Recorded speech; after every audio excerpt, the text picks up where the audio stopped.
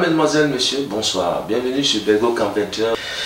Pour cette émission, je suis accompagné de Thierry Bayok, un des anciens professionnels du football en Belgique et qui a évolué dans les équipes nationales camerounaises, et de notre consultant maison que vous connaissez bien, M. Etoga. M. Etoga, bonsoir. Bonsoir et merci de l'invitation, c'est toujours un plaisir d'être présent.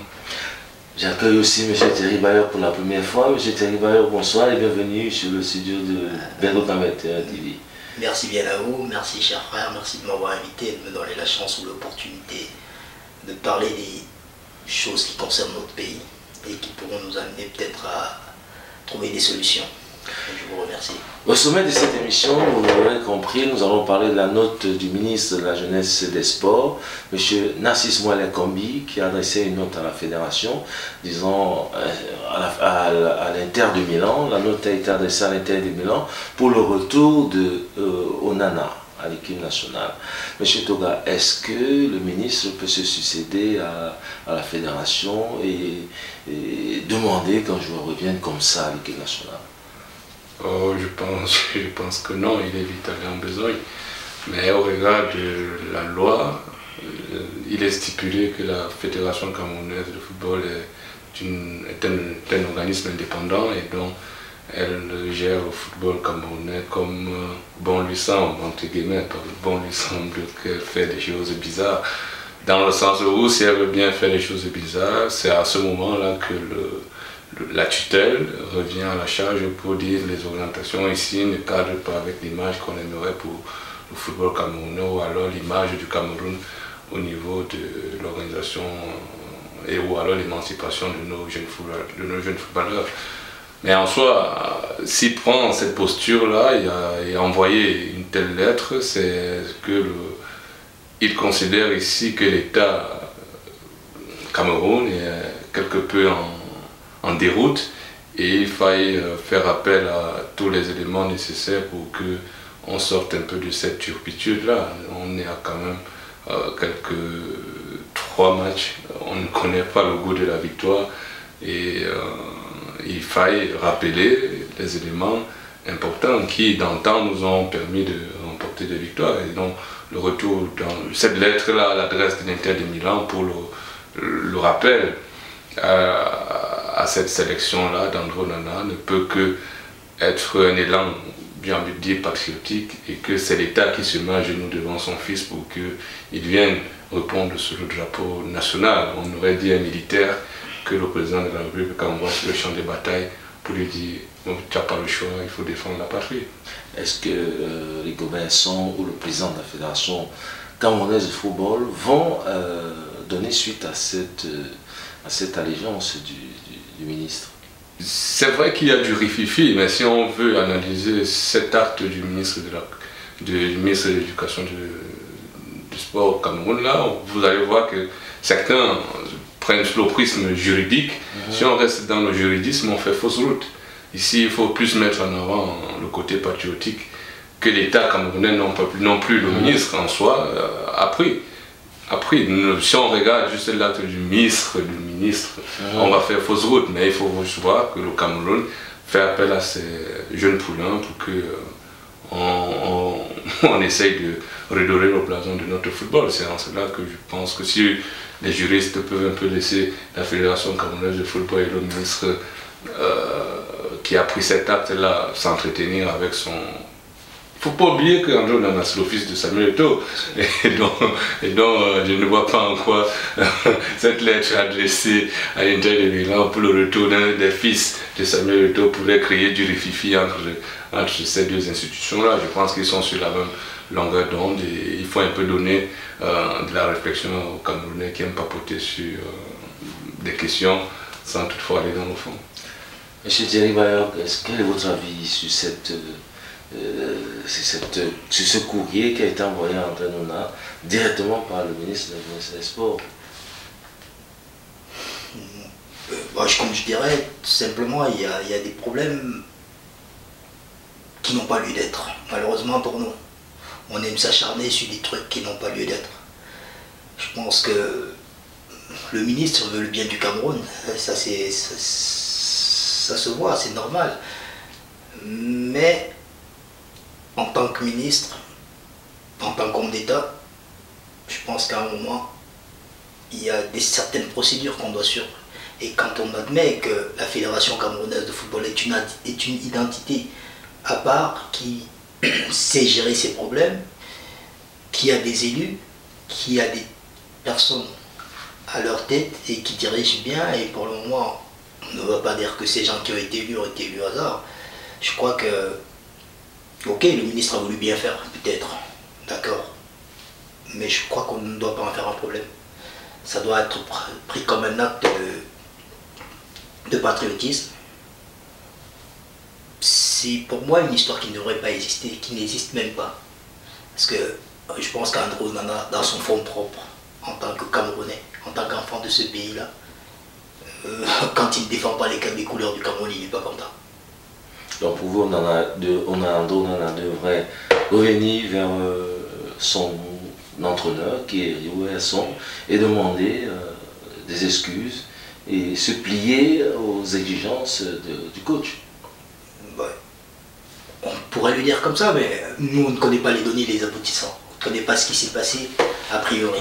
Donc c'est un peu difficile, on ne peut pas...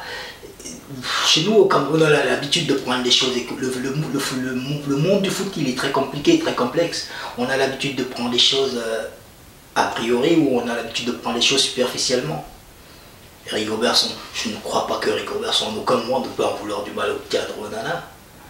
Que ce soit son père et tout. Bon, on ne sait pas exactement ce qui s'est passé. On ne peut pas par rapport à ça se prononcer. Mais moi je suis certain, je ne connais pas André Onana, il est tout jeune, mais d'après les petits... J'ai essayé de me renseigner, c'est un enfant très respectueux. Et je pense que quelque part, il se sent mal de ne pas pouvoir participer, de ne pas pouvoir apporter quelque chose à l'équipe du Cameroun. C'est pareil, quand Rigo, il a un enfant avec ce talent qui ne peut pas nous apporter quelque chose. Rigobert ne dort pas bien. C'est une évidence. C'est des gars, pour eux, qu'est-ce qui compte pour eux? Ils ne sont pas là pour leur personne, ils sont là pour le Cameroun. Quand je dis le Cameroun, c'est le Cameroun profond. C'est pas le Cameroun, ce que les politiciens font. Non, c'est le Cameroun profond. Ils aiment le Cameroun et ils veulent que le Cameroun aille de l'avant. Est-ce que ce cas d'André Onana qui perdure ne va pas déstabiliser finalement la tanière? Non, je ne pense pas, puisque on va rentrer dans ce que Rigobert aimerait laisser à l'équipe nationale. Et c'est sous un triptyque. Il veut travailler selon un aspect disciplinaire, organisationnel, et maintenant impulser une certaine agressivité comme il a connu en tant que footballeur. Et maintenant, tous les éléments qu'il essaye d'appeler, c'est pour remplir ce triptyque-là. Et je pense qu'au regard des prestations d'André Onana, il cadre parfaitement avec la vision de Rigobert Song-Bahana, notre sélectionneur-manager. Cette appellation là même problématique, mais on va pas s'attarder là-dessus aujourd'hui. Et donc, je pense que ça dépend aussi des joueurs quand ils viennent, leur affinité entre les uns et les autres, créer une bonne ambiance, créer une bonne harmonie au sein du groupe. Et là, on parlerait maintenant d'équipe. On sort de ces individualités-là, telles que les clans là. Moi, je parle pas à l'autre là. Et sur le terrain, ça c'est récent, nous qui regardons. On va voir, on évite d'envoyer la passe judicieuse à un de ses coéquipiers juste parce que je cause pas avec lui. Et donc c'est un peu ces éléments qu'on avait entendus par le passé, quand bien même les dirigeants de ce football actuel étaient des acteurs sur le terrain, on entendait qu'il y a des clans dans la tanière. Et s'ils ont la baguette magique pour résoudre ce genre de soucis, je pense qu'on doit leur faire confiance. Et dans le Cameroun, qu'on ose aussi un peu la discipline. Parce qu'on est un peu donc pour vous, le ministre devrait d'abord s'adresser à la fédération avant d'aller toquer à la porte de l'Inter de Milan. Ce qui était aurait plus légitime, ce qui était aurait plus simple. Et on n'aurait pas eu besoin d'avoir à savoir ce que le ministre a fait. Le ministre, il avait parlé à Ito, s'il avait appelé Ito, s'ils se seraient rencontrés ou ils avaient organisé une séance de travail avec le président de la FECAFOOT, avec, je pense, l'entraîneur sélectionneur, ça aurait été plus facile. On n'aurait pas eu ce remue-ménage où chacun... Non. Je crois que c'est des sujets, c'est des sujets de distraction. On est en train de vouloir reconstruire le football camerounais. Il y a beaucoup de problèmes, des problèmes pires que cela. C'est des trucs qui ne nous mènent nulle part.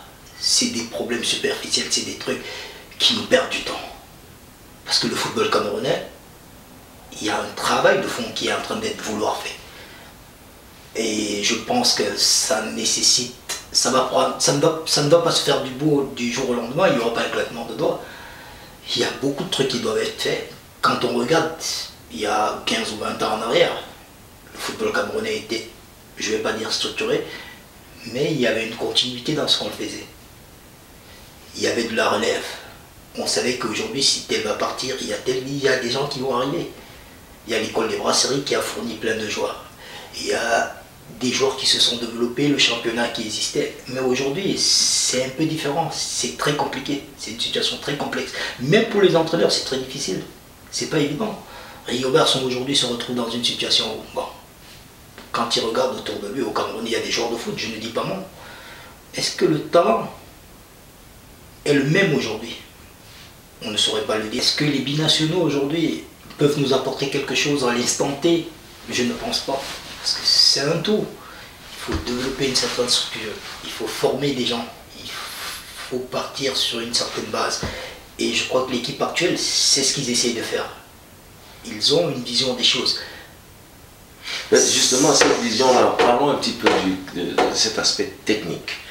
Les Gobert sont, selon ce qu'on a pu lire, dit qu'Andro Nana met des ballons dans l'axe. Et lui, techniquement, il voudrait que Andro Nana, selon son schéma tactique, mette des ballons sur le côté. Est-ce que cela peut être un véritable problème pour un entraîneur, vous qui êtes un ancien footballeur professionnel? Moi je dirais, je pense pas. C'est pas un problème en tant que ça. Pour un gardien de but, il a le gardien de but avec lequel on joue ou qu'on décide de jouer, à sa manière de jouer, à ses avantages, à sa compétence à lui. Mais est-ce que sa compétence apporte un plus à l'équipe qui est mise en place? Et je pense que Andro Nana, sans toutefois se poser la question, apporterait un plus à l'équipe du Cameroun. Mais maintenant, dans le déroulé du sélectionneur-manager, c'est lui qui impose ses choix. Quand on décide de venir jouer pour le Cameroun, on ne vient pas jouer pour soi, on vient jouer pour la patrie. On vient jouer pour l'équipe. Et en tant que joueur, j'ai mes qualités. Mais est-ce que mes qualités apportent quelque chose à l'équipe? Est-ce que mes qualités peuvent nous permettre de gagner? Et c'est ça le véritable problème, et c'est ça le rôle du manager. De savoir que dans tes qualités, ceci peut nous permettre de gagner, ceci ne nous permet pas de gagner. Parce que c'est différent. Un joueur qui joue en club, c'est pas la même chose. Un joueur qui joue en équipe nationale, c'est différent. Vous voyez on va dire tous les 3 fois sur une durée, je sais pas de combien de temps. La période FIFA. Oui, la période FIFA qui est parfois réglementée sur 6 mois. Après 6 mois, vous voyez 2 semaines. Après 6 mois, c'est difficile. C'est le sélectionneur-manager à ce moment-là, lui, son but c'est quoi? C'est les qualités du joueur, les associer à son groupe qu'il a pendant 2 semaines afin de pouvoir apporter quelque chose qui va permettre à son groupe de gagner un match et puis de construire quelque chose. D'abord, c'est ça la priorité d'un sélectionneur manager, c'est de gagner le match qui est le suivant, et maintenant, dans la construction technique, de dire qu'on va développer quelque chose. Donc la situation actuelle est un peu... Malheureusement, elle n'est pas à la faveur du Cameroun, mais moi je pense que les Camerounais aiment le football et on rêve beaucoup. Monsieur Toga, monsieur, on doit rappeler l'équipe nationale. Il sera certainement rappelé. Il est en négociation avec le président et l'entraîneur. Est-ce que c'est une façon de mettre la pression en Andro Nana ou de dire, écoute, on va clore le dossier André Onana et penser à l'avenir? Non, ça n'a rien à voir. C'est juste une demande sociale qui est en train de vouloir trouver satisfaction. Mais en soi, est-ce qu'il y a une réelle objectivité à faire rappeler André Onana? Moi, Fabrice Ondoa, je serais un peu taquin ici pour dire non. On dit non. 2017, on est à pratiquement 5 ans, 6 ans déjà, et ils jouent en Lettonie. Un club que je n'ai même pas le nom en tête. Et c'est pas pour dénigrer, mais c'est à comparer avec André Onana. Je crois que les Camerounais doivent un peu se calmer parce que ça devient compliqué. Non, il n'y a pas lieu ici à aller satisfaire une demande sociale. Il faut de l'objectivité dans les choix que nous faisons. Et s'il s'aventure vers là, je crois que c'est la chute du sélectionneur-manager. L'entraîneur de l'équipe nationale est en train de chercher un système de jeu qui correspond à sa philosophie de jeu. Et il fait appel aux binationaux, il essaye de mettre en place un système et qui n'a pas encore mis un système en place. On a vu les matchs qui ont été joués, on n'a pas vu de fond de jeu réel et les gens se posent des questions. Pourquoi Rigobert n'arrive-t-il pas à mettre jusqu'à présent un système de jeu performant? Est-ce qu'on ne se poserait pas la question à l'envers en disant est-ce que les binationaux ont la facilité à adopter, de s'adapter au système de Rigobert? On a ce problème aujourd'hui. C'est pour ça que j'ai dit tout à l'heure, on rêve, mais arrêtons de rêver. C'est vrai que le Cameroun, c'est un pays fort. C'est un pays avec plein de talents. Mais les talents, aujourd'hui, on les a. Je ne dirais pas qu'on ne les a pas, mais c'est pas la même chose. On a oublié de construire à un moment donné. La France, l'Allemagne, on regarde l'Allemagne aujourd'hui, on regarde l'Espagne, on va rentrer des années antérieures. À un moment, il y a une rupture. Et cette rupture, il faut savoir l'accepter et repartir sur de nouvelles bases. C'est ce que nous, on n'arrive pas à accepter. On veut rentrer dans... Je crois que le management l'a compris. Ceux qui connaissent le foot ou qui parlent de foot tous les jours l'ont compris. Après une quinzaine d'années, une vingtaine d'années, à un moment, il y a une rupture, il y a une cassure. Et maintenant, qu'est-ce qu'il faut faire pour apporter quelque chose de nouveau dans cette rupture? Au Cameroun, le peuple est toujours resté dans le rêve. Non. L'épopée, la grande épopée qu'on a vécue jusqu'en 90, après 90, c'est terminé. Maintenant, qu'est-ce qu'on a fait pour construire l'après 90 ou après 2000? Parce qu'il y a la génération de 2000 qui est arrivée, ils ont fait boum aussi. Mais après ça, qu'est-ce qu'il y a eu pour construire? Donc le problème, c'est un problème de fond. Oui, c'est un problème de fond. Et je crois que c'est sur ce problème que le président de l'Africa Foot, avec son entraîneur, sont en train de travailler aujourd'hui. Parce que s'ils vont travailler sur le court terme, ça ne va rien apporter au Cameroun. Il n'y aura pas de résultat. Ça sera... Mais le problème de fond, c'est la formation. Aujourd'hui, on part sur des principes au Cameroun. Quand on regarde le championnat camerounais, il a été relancé tout récemment. Ça fait des années, personne ne jouait plus au foot. Aujourd'hui, les enfants sont en train de recommencer à jouer. Ils aspirent à un certain niveau. Ils aspirent à se comparer aux autres. Mais pour ça, il faut du travail. Ça va prendre du temps. Les binationaux, c'est bien les binationaux. Mais quand on est binationaux, on a une certaine éducation, on a une certaine manière de voir les choses. Le Cameroun, c'est différent. Il faut une petite allumette quelque part qui permette à ces binationaux de rentrer chez nous et d'accepter la manière dont ça se passe chez nous. Parce que, quoi qu'on dise, le foot est, on va dire, international, mondial, tout ce qu'on veut, c'est universel. Mais à chaque pays, sa manière de penser, ou à chaque pays, sa manière de voir les choses. Au Cameroun, par exemple, à l'équipe nationale, quand on va à l'équipe nationale, quand on appelle un joueur à l'équipe nationale, il n'y va pas pour s'amuser, il y va avec son cœur, parce qu'il sait que c'est sa famille qui va défendre. En termes de sa famille, c'est son pays qui va défendre. Donc, on a ce petit problème-là. Les gens aujourd'hui ne regardent pas ça. On se dit, bon, Rigobert, on t'a donné les clés, il faut que tu fasses le mystère. Non, il ne fera pas de mystère, il ne va pas faire de magie, Rigobert. il va falloir travailler pour ramener le Cameroun au niveau où il était. Et ça va prendre du temps. Les binationaux aujourd'hui, on en parle, ok, ils ont eu des formations à l'européenne. En Afrique, c'est pas la même chose. La mentalité, elle est différente. Quand tu as quelqu'un qui a joué en Afrique, qui a été formé en Afrique, qui arrive en Europe, il a faim. Je ne dis pas que les autres n'ont pas faim, mais quand ils vont dans le sens inverse de la chose, est-ce que c'est avec le même amour? Oui, je pense. Mais il y a des petits paramètres qui s'ajoutent à ça. Rigo Berson, par exemple, lui, il a fait toutes ses classes au Cameroun. Et Eto'o a fait toutes ses classes au Cameroun. Quand on repart sur des milliers de footballeurs camerounais, que ce soit Roger Mila, que ce soit Thomas Nkono, que ce soit Bel-Antoine Joseph, tous les autres. Mais ça, ce sont des générations dorées. C'est pas des générations dorées, ils ont travaillé avec Arnaud pour pouvoir atteindre ce stade-là. On dit c'est des générations dorées, c'est comme si ça a été facile pour eux, on ne leur a pas donné. C'est des gars qui ont travaillé dur. À l'équipe nationale, il n'y a pas de facilité. C'est les meilleurs qui sont là. On va parler, on va dire que c'est les meilleurs qui sont là, mais les gens vont te ramener toujours des trucs. Mais dans le monde du foot, quand tu es bon, tu es bon. Les autres finissent par t'accepter. C'est une évidence. Et je crois que laissons le Cameroun retrouver sa ligne d'entente. Mais pour ça, il faut du travail en profondeur. Il ne faut pas qu'aujourd'hui on pense que à court terme il faut gagner la Coupe d'Afrique des Nations. Oui, on doit participer parce qu'on est une grande nation. Malheureusement, c'est comme ça. On doit y être. Mais l'Allemagne, que ce soit l'Allemagne, que ce soit les Français, que ce soit l'Argentine, le Brésil, même encore, je vais laisser l'Espagne. À un moment donné, il y a eu des vases creux. Il y a eu des moments où il a fallu reformer, il a fallu restructurer, il a fallu retrouver une certaine dynamique.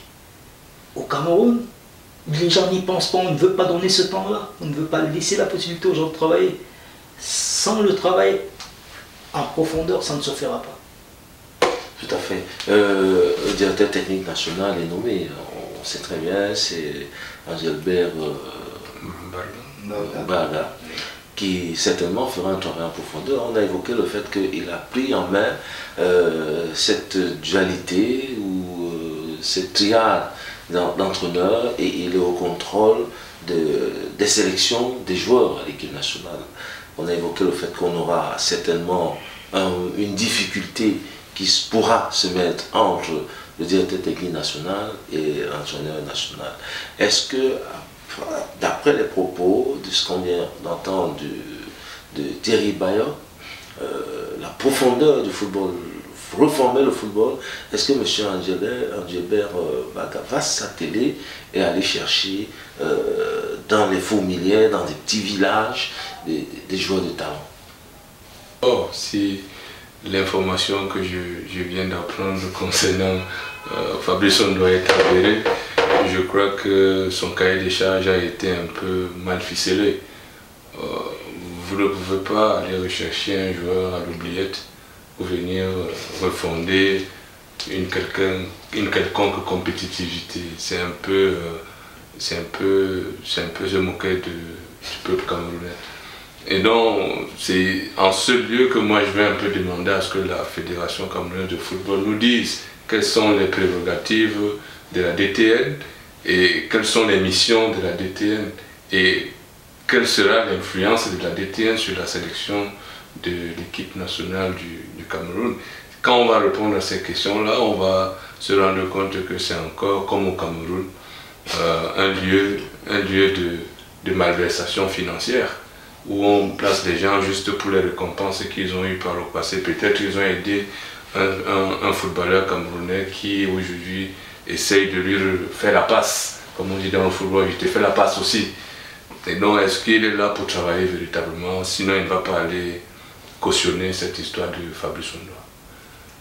Mais la conflictualité qui pourrait naître, c'est encore un problème camerounais. Il a parlé d'un travail en profondeur. C'est aussi une question de mentalité en profondeur qu'il faille aller chercher pour sortir, n'est-ce pas, cette organisation que Rigobert Song rêve aujourd'hui, ou alors cette discipline qu'il aimerait apporter. Vous voyez qu'il est même déjà en porte-à-faux avec son triptyque: discipline, organisation, agressivité. En termes de discipline, on ne respecte pas son rang. il est sélectionneur, manager, on ne respecte pas, on convoque les joueurs à sa place, on envoie un courrier à l'Inter de Milan. Il n'est pas au courant comment ça se fait.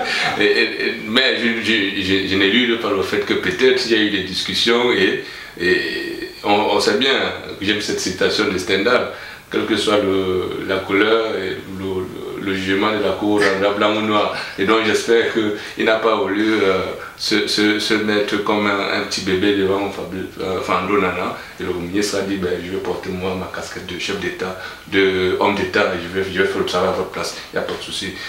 Mais la DTN et le sélectionneur, je crains que la mentalité camerounaise, si on ne prend pas garde, va consommer notre football. Et je crois qu'on sera la risée de l'Afrique et peut-être du monde dans quelques années. Si rien n'est fait, il faut vraiment un travail en profondeur comme Thierry le disait à l'instant. Et si ce travail est fait, dans l'orientation que le président de la Fédération du Cameroun de football aimerait donner, je pense que les Camerounais, à l'avenir, seront plus que contents que les Sénégalais aujourd'hui.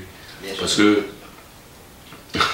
on aura changé déjà notre mentalité. La mentalité du supporter camerounais doit aussi être changée. Il doit être travaillé, il y a une certaine patience à avoir, non pas pousser. Parce que là, la qualité du supporter pousse aussi le sélectionneur à la faute. La pression sociale de ramener Fabrice Ondoa à l'équipe nationale, voilà là où ça nous amène. Est-ce qu'il est compétitif? Est-ce que... Mais moi, je dis, si tu as un poste, tu as le pouvoir de décision. C'est à toi que revient la décision de... Si aujourd'hui tu nous ramènes un joueur, parce que tu vas venir en conférence de presse que tu ne fais même pas déjà, pour nous dire que parce que je voulais répondre comme en politique, je voulais répondre à la pression sociale. Qui t'a dit qu'on devait aller marcher dans la rue si Fabrice Ondoa ne venait pas à l'équipe nationale? Non, il faut être sérieux. Et je pense que le président de la Fédération camerounaise de football est sérieux et il a à cœur de corriger les récriminations que lui-même a connues dans cette fédération-là. Il a émis beaucoup de critiques à cette fédération-là quand il y avait d'autres dirigeants. Aujourd'hui, il est là, qu'il guérisse les plaies qu'il a connues et qu'il apporte de nouvelles solutions pour les générations futures qui penseront à lui qu'on a eu un bâtisseur et non un farceur. Et donc, je crois que c'est à lui là-bas et dans son camp pour qu'il ne soit pas un farceur, mais un bâtisseur. Monsieur Thierry Bayok, est-ce que dans 6 mois, je pense que la Coupe d'Afrique, 7 mois à peu près, la Coupe d'Afrique des Nations en Côte d'Ivoire aura lieu, est-ce que la fédération, le coach, le président de la fédération ne sont pas en train de pallier à une éventuelle défaillance des joueurs nationaux pour essayer d'appeler des binationaux pour compenser, vu leur niveau très élevé de compétition et de compétences? Celui qui évolue au Cameroun, qui part d'une certaine classe, qui remonte jusqu'à un certain niveau, c'est une évidence. Il n'est pas un binational, il est un Camerounais. Et il traverse des étapes, malheureusement, peut-être que les binationaux ne le traversent pas. C'est un ressenti propre à lui. Défendre sa nation, ou arriver à pouvoir défendre sa nation, ou avoir l'opportunité, ou je dirais, pas se réclamer la légitimité parce qu'on l'a lu octroi, de dire que voilà, maintenant on m'a donné la possibilité de défendre ma nation, c'est différent. Les binationaux, ok, il y a des enfants qui naissent ici, qui grandissent ici, qui sont dans un certain cadre et qui aiment bien le Cameroun, qui partagent plein de choses du Cameroun. Mais c'est des situations très différentes et auxquelles nous, par rapport à la nouvelle donne, on doit s'adapter. Parce que quand on voit par le passé, tous les internationaux camerounais venaient des centres de formation du Cameroun ou avaient joué dans des clubs au Cameroun ou grandissaient au Cameroun. Aujourd'hui, c'est une autre étape. Ceux qui grandissent ici, c'est une autre culture. Qu'on ne se mente pas, on ne va pas se le cacher. C'est une autre culture.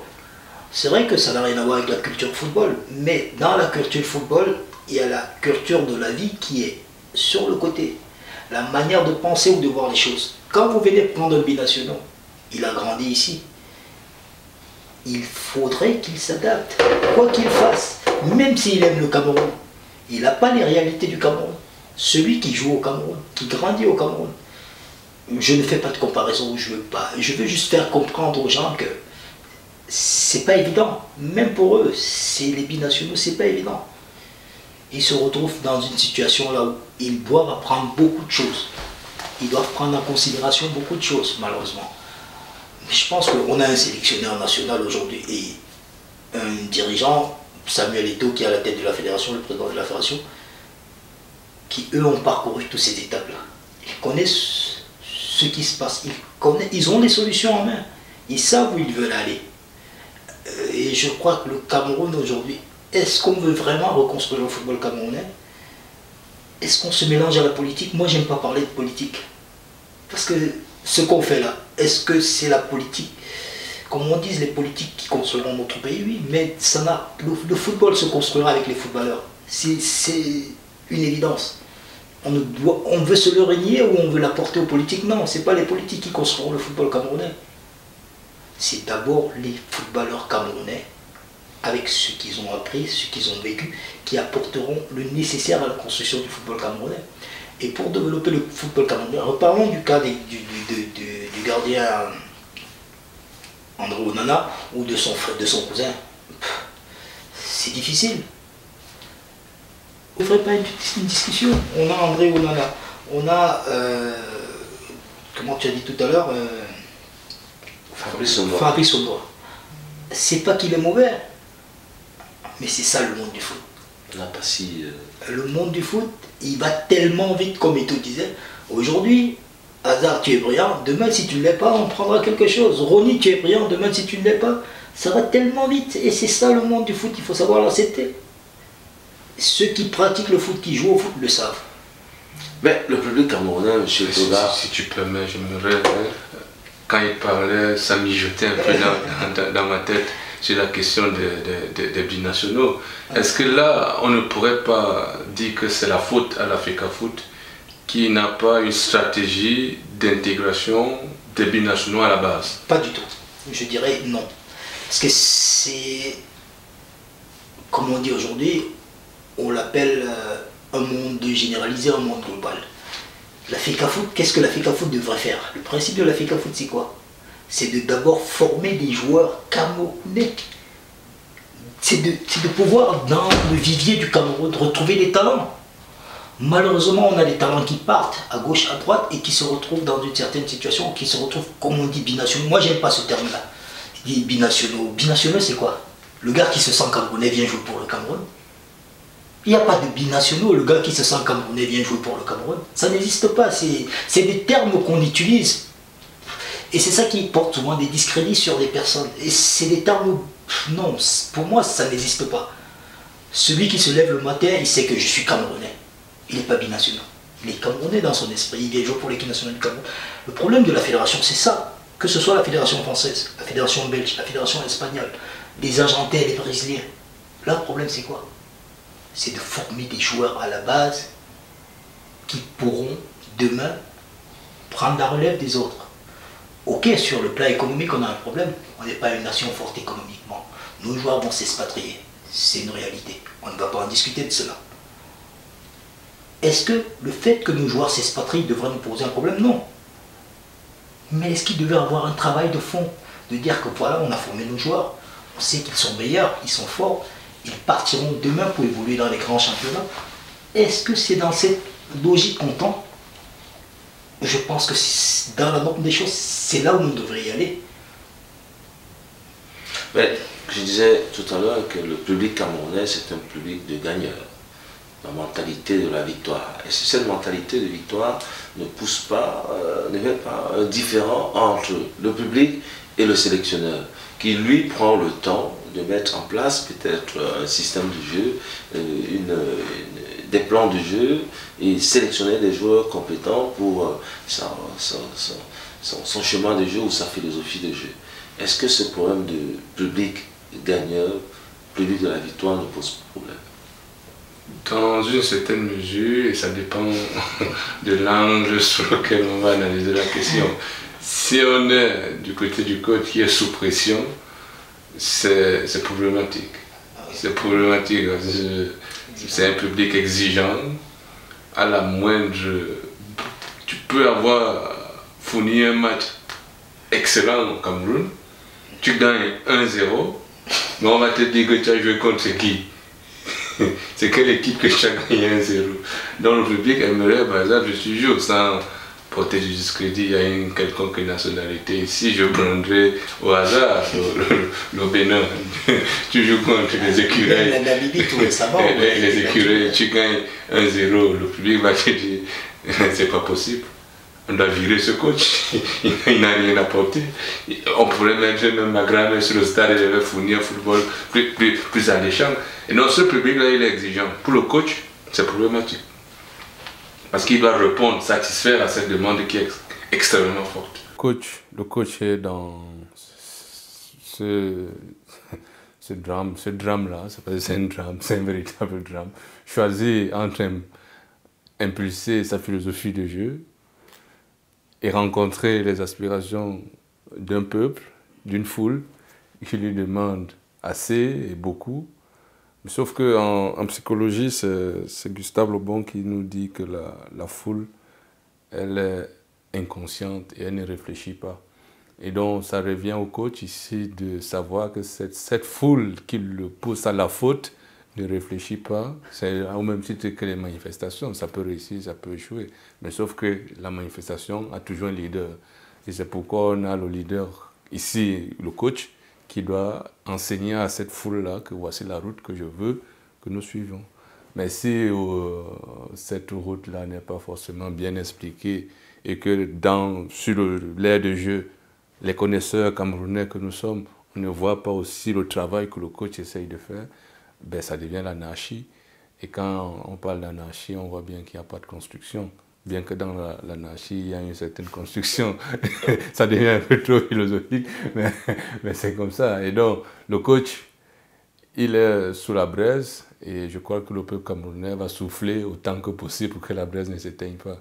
C'est à lui de savoir juger à quel moment la casserole ne va pas brûler pour qu'on ait des victoires. Il a dit que lorsqu'on sait qu'on est en danger, on n'est plus en danger. On jouera face au Rwanda, une qualification pour la Côte d'Ivoire.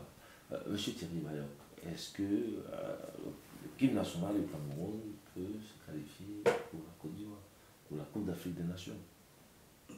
Moi, je n'ai aucun doute. L'équipe nationale doit et va se qualifier. De ce côté-là, je n'ai aucun doute. Ok, bon, maintenant, qu'est-ce qu'on fait pour se qualifier? La qualification, elle est à quel prix? Je pense que normalement on ne devrait même pas y penser, il n'y a pas un prix. Avec ce qu'on... Jusqu'aujourd'hui, malgré le Cameroun qui est le Cameroun, avec ce qu'on a aujourd'hui comme... Je vais dire, je n'ai pas parlé, je n'ai pas utilisé ce mot, mais avec l'effectif qu'on a aujourd'hui, on devrait pouvoir se qualifier sans problème. On est appelé à jouer la prochaine CAN et j'espère qu'on va y arriver. C'est le choix de tous les Camerounais. Est-ce que jouer la prochaine CAN va changer quelque chose dans le football camerounais? C'est des questions qu'on doit se poser. Mais justement, le travail de fond doit être fait, M. Etoga, on l'a évoqué. Est-ce qu'aujourd'hui au Cameroun, on a des talents? Naturellement, on a une pléthore de talents.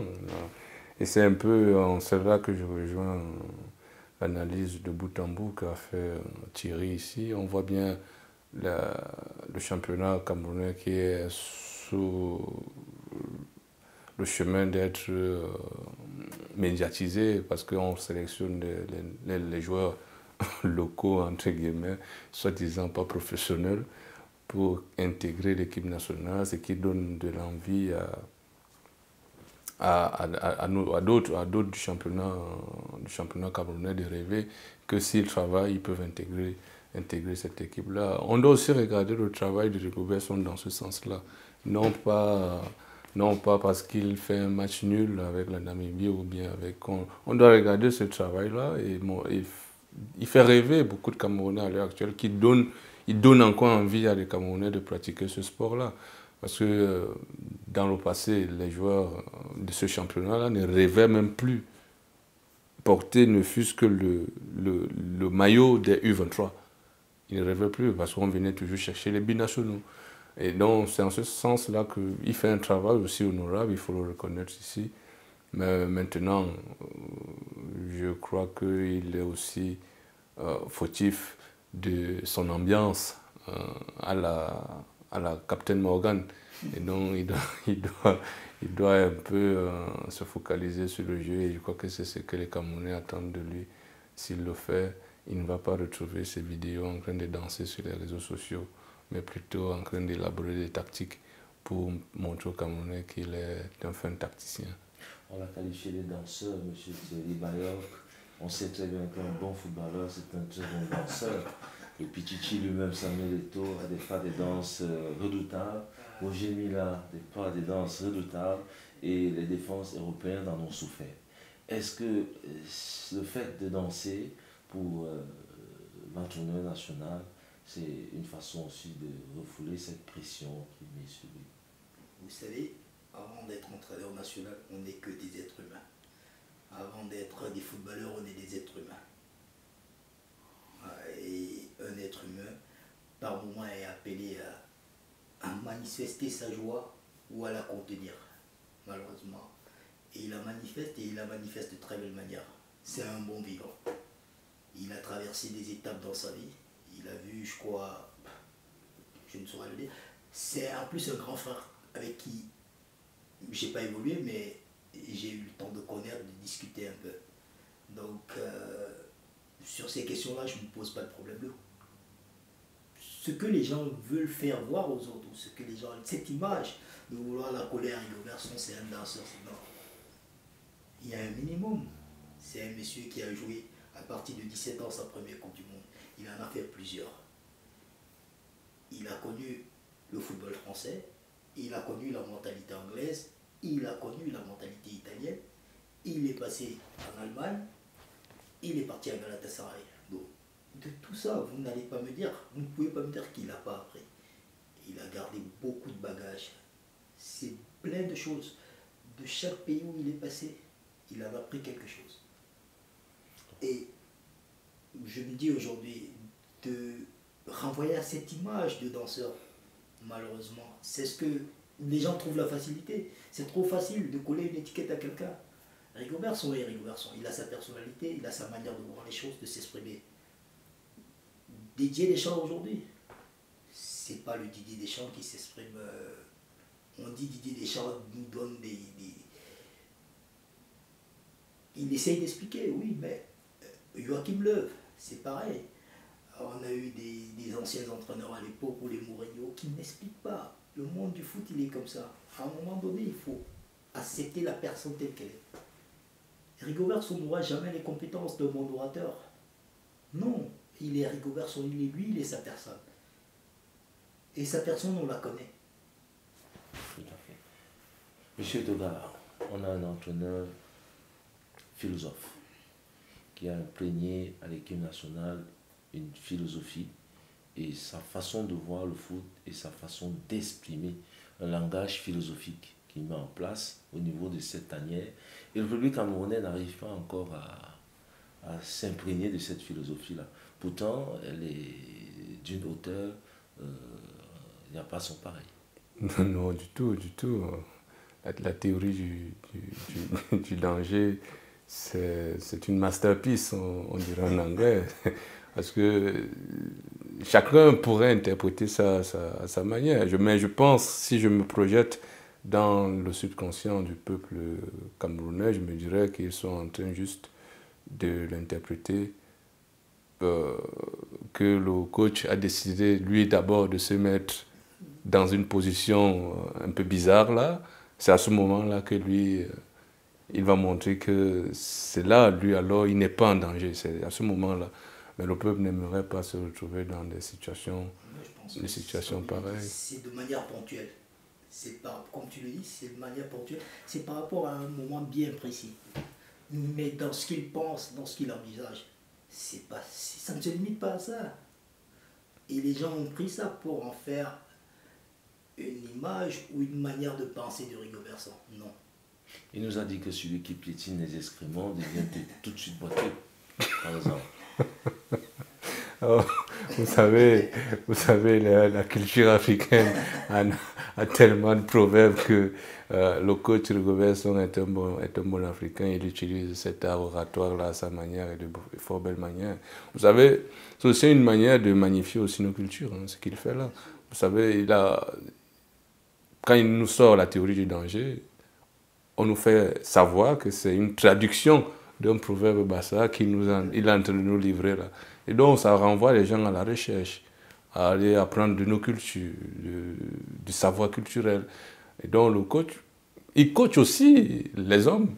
Et donc sa théorie, je pense qu'elle va faire date. Et je crois qu'il doit même écrire toute une philosophie là. Il doit prendre, en bon français on dit des nègres, pour professer sa philosophie et qu'il la couche dans un livre, il la distille. Ça peut faire 52 pages. Hein, 52 pages. Il a une bonne théorie qui est sortie, et voilà. Et c'est de ça qu'il s'agit, avec le chapeau, vous voyez. Donc, sa marque déposée, c'est de ça qu'il s'agit. Il doit un peu, c'est à ce niveau-là que moi je serais très critique avec lui. L'équipe nationale n'est pas un lieu de branding pour une marque quelconque. Ce n'est pas un lieu de branding. Nous, ce qu'on veut voir là-bas, c'est juste un seul nom, Cameroun. Si tu as une marque que tu as déposée, que tu veux venir faire le branding là-dessus, parce que tu veux utiliser la renommée des joueurs tels qu'Anzambouanguissa, Andronana, qui doivent porter, c'est de ça qu'il s'agit, pour que les jeunes le voient avec, et ça devient ta marque, tu te fais beaucoup de pognon. Non, non, non. Là, je suis très critique avec lui et il doit un peu mettre la pédale douce par rapport à ça. Et je crois que les Camerounais auront aussi compris que Rigo, c'est Rigo. Rigo a sa manière de voir les choses. Rigo a toujours eu sa manière même de jouer sur le terrain. Il est unique. Il n'y a pas son deux. Et donc, je crois que le tandem Samuel Eto'o, Rigo, je crois qu'on est entre les bonnes mains. Il faut juste un peu de patience et beaucoup de travail. On arrive à la fin de cette émission. Monsieur Diallo Bayoko, président de la Fédération camerounaise de football, Samuel Eto'o, est au four en moulin. Quel est le message que vous pouvez l'adresser? Qu'est-ce que vous voulez que je dise à Samuel Eto'o?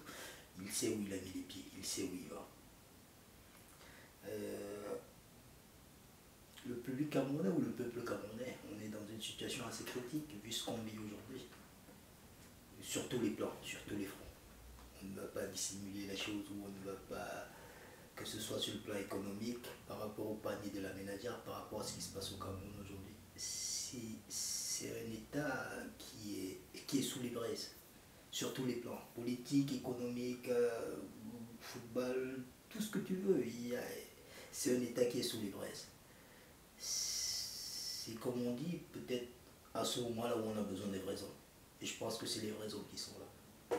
Parce que s'il voulait se cacher derrière quelque chose, il ne se serait pas mis là. Il ne se serait pas embourbé, ou il n'aurait pas dit on vient, non. Aujourd'hui, le peuple camerounais, on a besoin des gens qui vont nous mener vers quelque chose. Ça pourra prendre du temps, mais il faut que le Cameroun ou les Camerounais acceptent que aujourd'hui, pour changer les choses, pour changer les mentalités, il faut que chaque Camerounais, en son propre intérieur, apporte quelque chose à la nation. Qu'il n'attende pas en retour que la nation lui apporte quelque chose. Que chaque Camerounais, où il est placé, dans tout ce qu'il fait, apporte quelque chose à la nation. En apportant quelque chose à la nation, on apporte quelque chose à tout le Cameroun. Eto'o, il va y arriver. Ok, les gens disent qu'il est têtu, on dit qu'il est têtu. Mais vous savez, l'être humain est comme ça. L'être humain aussi, quand il veut aller quelque part, quand il veut apporter un plus, il faut un brin de têtutesse. Même quand on est footballeur, on est têtu à la base. Parce que le footballeur, on a beau vous dire ce que vous devez faire, mais à un moment, il y a quelque part l'instinct naturel qui réjaillit et qui fait que grâce à ça, vous apportez quelque chose de plus. Tout à fait, tout à fait. Monsieur Toga, on a parlé du branding de l'équipe nationale avec l'arrivée de Samuel Eto'o. Après 1 an, 2 ans, 3 ans, est-ce que Samuel Eto'o est déjà... Le nom Samuel Eto'o fait vivre le football camerounais aujourd'hui? Non, non. Les médias ont plombé l'élan de Samuel Eto'o. Les médias ont plombé l'image que Samuel Eto'o devrait donner à la Fédération camerounaise de football. Vous ne pouvez pas avoir une grosse manne comme celle de Samuel Eto'o à la tête de votre institution et le saboter en longueur de journée et espérer avoir les retombées des entreprises qui viendraient s'intéresser à votre activité. C'est une bêtise qu'ils ont commis et j'espère qu'ils ne vont pas la répéter à la longue parce que c'est eux qui sont perdants. Le programme de Samuel Eto'o, c'était de former les journalistes sportifs au Cameroun. Aujourd'hui, c'est impossible. Il va aller chercher qui? Bein Sport qui voulait amener au Cameroun. Il va aller discuter quoi? Quand ils vont aller taper football camerounais, ils regardent ce que les journalistes camerounais eux-mêmes disent déjà de Samuel Eto'o. C'est un filou. Tu vas lire, hein? C'est un filou, c'est un menteur, c'est un farceur. Tout ça, tu vas lire. Et comment une entreprise de renommée internationale qui a connu Samuel Eto'o au Barça, Inter de Milan et j'en passe, dit, mais je l'ai connu, il était sérieux, travailleur et puissant. Quand il arrive sur le label Cameroun, oh de Jésus, on tue nos talents. Ouais, bien sûr. On l'a tué. Donc, pour moi, Samuel Eto'o est en train juste de faire le minima de ce qu'il pouvait faire.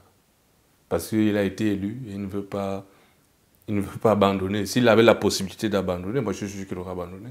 C'est ce que les Camerounais font. Pas tous, mais les médias camerounais, c'est lamentable. Pourtant, c'est eux qui devaient être des bénéficiaires, accompagner juste un programme qu'il a proposé, que voici. Même s'il faille rappeler que Samuel Eto'o, tu as oublié de faire ça.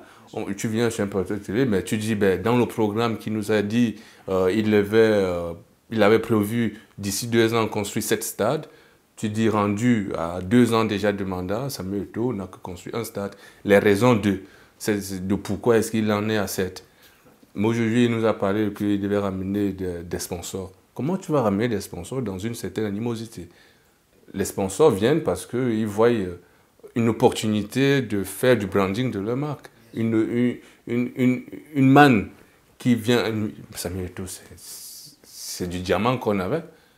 Et maintenant, là, même les entreprises camerounaises ne peuvent pas s'égreffer au progrès de Samuel Eto'o pour soutenir le football camerounais. Vous vous rendez compte qu'une entreprise, là, localement, qui ne peut pas se rapprocher de la Fédération camerounaise de football et dire qu'ils aimeraient juste faire, on appelle ça le co-branding, faire un Samuel Eto'o qui se filme avec leur marque et ils postent sur leur page Facebook en soutien au championnat camerounais. Rien n'est fait. Mais vous voulez les résultats? Non. Les autres ne vont pas travailler pour que vous venez juste récolter. Non, Samuel Eto'o, il a gagné ses sous, il a travaillé sa personnalité. Je n'ai pas envie de dire que le Cameroun ne l'a pas aidé, mais il s'est fait seul. Aujourd'hui, il vient pour aider les autres, mais il se trouve en train d'être copieusement insulté. On aurait dit Jésus qui est en train d'être chassé. Les Camerounais savent chasser les Jésus. Moi, j'ai envie de terminer cette émission sous cette lancée-là et de dire Yako au président de la Fédération camerounaise de football. Tout à fait, on dira Yako. Je reviens un petit peu sur un fait. L'ambassadeur Roger Mila a récemment dit qu'il fallait, parce que vous avez parlé de l'effort, j'ai parlé d'une génération dorée. Vous avez dit, M. Thierry Bayrou, que cette génération dorée a travaillé. Et dernièrement, l'ambassadeur Roger Mila dit qu'il fallait les amener au service militaire, qu'il fallait les mettre au cercle, il fallait un peu les secouer. Est-ce qu'il faudrait arriver jusque-là? Non, c'est une manière de parler, c'est une manière de dire les choses. Bon, on va dire ça comme ça. Mais je disais la même chose tout à l'heure. C'est quand on va à l'équipe nationale du Cameroun, pourquoi on y va? C'est pour un Camerounais qui joue au foot, quand il aspire ou quand il est appelé à l'équipe nationale du Cameroun, pour lui c'est le summum. C'est le rêve que nous on a toujours eu. C'est le rêve que les Roger Mila nous ont toujours rendu. Ce que Roger dit aujourd'hui, le papa Roger dit aujourd'hui, c'est une manière de parler, c'est caricatural. Les gens vont mal le prendre ou quoi que ce soit. Mais c'est une réalité. Celui qui est arrivé que ce soit, il commençait par la base cadet, junior pour monter, il y avait une certaine culture. C'était normal, ça s'inculquait de tout seul. On l'apprenait tout seul. On savait que c'était le travail. Il n'y avait pas autre chose. C'était des points très, très simples. Il fallait travailler, il fallait être discipliné, il fallait respecter les autres. Il fallait se respecter soi-même. Il ne digère pas de voir ces jeunes. Aujourd'hui, c'est ça son problème. Son problème, c'est de dire, ok, on nous dit le monde, il est ce qu'il est et tout, mais dans un monde, quelles sont les priorités? Que le monde, il change, que le monde, il avance, que le monde, il recule, que le monde, il devienne je ne sais pas quoi. Quelles sont les priorités? C'est le travail, la discipline. Le chef de l'État l'a évoqué, M. Toga aussi. Le chef de l'État l'a évoqué. Est-ce qu'on doit finalement amener ces joueurs au CED pour une journée de service militaire? Non, non, non. On n'est pas ni la Zambie, ni la Côte d'Ivoire. Non. Nous sommes quand même le Cameroun. Et le Cameroun, c'est une grosse marque qu'on ne saurait entacher d'une telle action. Bien que ça s'est passé par le passé avec nos parents, pas Rigaud, mais papa Roger Mila. Mais ça n'a pas fuité. La presse était soucieuse de l'avenir de ces gars. Ça n'a pas fuité comme... Aujourd'hui, on essaye ça. Oh, je crois qu'il y aura... tous les tabloïds diront déshumanisation au Cameroun. On déshumanise les footballeurs au Cameroun. Et on prend encore pour notre peau. Non, non, il ne faut pas arriver à là. C'est une question aussi de discipline et de vision individuelle de chaque joueur. Quand je viens à l'équipe nationale, est-ce que je vais en villégiature? Est-ce que je vais en repos? Est-ce que je vais juste me poser là pour préparer mon derby dans mon club?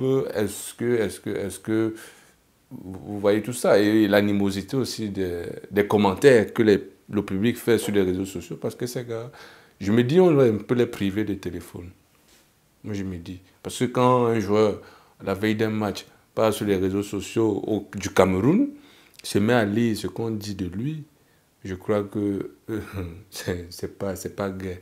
C'est pas du tout gai. Vous avez vu ce qu'on a dit de Epassi. Epassi est devenu Epassoir. Quand les Camerounais se mettent à caricaturer un joueur qui doit vous servir dans une compétition comme la Coupe du Monde, de cette façon-là, vous pensez que lui, et on parlait des binationaux, vous pensez que lui, il a encore envie de venir se donner à fond? C'est un peu ça, c'est un peu ce que Joseph-Antoine Bell a dit une fois dans une interview. Il a dit, quand nous on part pour jouer pour l'équipe nationale du Cameroun, les Européens nous disent, n'allez pas vous blesser et revenir blessés. Eux, quand ils vont jouer pour l'équipe nationale de leur pays, moi je vais prendre un exemple, que ce soit les Allemands, les Espagnols, les Français, pour eux c'est le summum. Donc quand un Camerounais part pour jouer pour son pays, pour lui c'est la même chose. Mais on essaie de nous faire comprendre que non, n'allez pas vous blesser là-bas parce que vous allez revenir ici en championnat. Non, le Cameroun passe avant tout ça. Parce que quand tu y vas, tu ne vas pas pour gagner de l'argent. Tu ne vas pas gagner de l'argent. C'est un fait, c'est pratique. Aujourd'hui, ils ont la chance. Les clubs, ils sont bien payés, tout le monde gagne de l'argent. Mais quand tu vas jouer pour le Cameroun, c'est pas parce que tu vas gagner de l'argent. C'est parce que tu vas défendre les couleurs de ton pays. Et défendre les couleurs de ton pays, pour certaines personnes, on peut essayer de graduer, mais moi je ne veux pas graduer. Parce que chaque chose, ou chaque acte qu'un être humain pose par rapport à la conception qu'il a, on ne peut pas quantifier. Si tu veux quantifier, c'est ça notre problème, comme Etoga disait tout à l'heure, pardon. C'est ça le problème qu'on a. On est toujours en train d'essayer de juger, de quantifier, de vouloir savoir le pourquoi, le comment. Non. Est-ce qu'on veut avancer? Est-ce qu'on apporte des solutions aux problèmes du Cameroun? Est-ce qu'on ne pose pas des questions qui ne nous servent à rien? Est-ce qu'on ne pose pas des questions qui nous embêtent d'avancer, qui nous empêchent d'avancer? Non. Posons des questions qui nous permettent d'avancer. Et ces petites guéguerres de moi, non. Le Cameroun, c'est pas une personne. Le Cameroun, c'est nous. C'est bien dit, le Cameroun c'est nous, c'est des questions qu'il faut poser aux entraîneurs, à Samuel Eto'o, au président de la Fédération camerounaise de football, des bonnes questions, les questions qui nous permettent d'avancer. Mesdames, Messieurs, c'est ici que s'achève cette émission. Je vous donne rendez-vous pour le prochain numéro. À très vite.